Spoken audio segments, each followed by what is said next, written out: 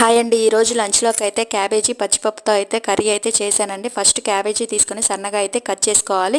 Cut చేసుకున్న తర్వాత క్యాబేజీని అయితే శుభ్రంగా కడుక్కోవాలండి. కడిగిన తర్వాత అందులో పచ్చిపప్పు వేసుకొని యాడ్ చేసుకొని బాగా ఉడకబెట్టుకోవాలి.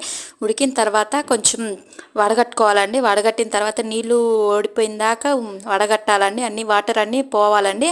తర్వాత ఉల్లిగడ్డలు పచ్చిమిరకాయలు కట్ చేసుకోవాలండి. కట్ చేసుకున్న తర్వాత ఒక బాండీ తీసుకొని అందులో ఆయిల్ వేసుకొని తిరగమాత గింజలు, కరివేపాకు, ఉల్లిగడ్డలు, పచ్చిమిరకాయలు అవన్నీ అయితే వేసుకోవాలి. వేసుకున్న తర్వాత వడగట్టిన క్యాబేజీ అయితే పిండుకొని బాగా వేసుకోవాలి. బాండీలో వేసిన తర్వాత అందులో తగినంత సాల్ట్, పసుపు అయితే వేసుకోవాలి. వేసిన తర్వాత బాగా కలపాలండి. 1-2 నిమిషాలు అయితే మూత అయితే పెట్టుకోవాలి.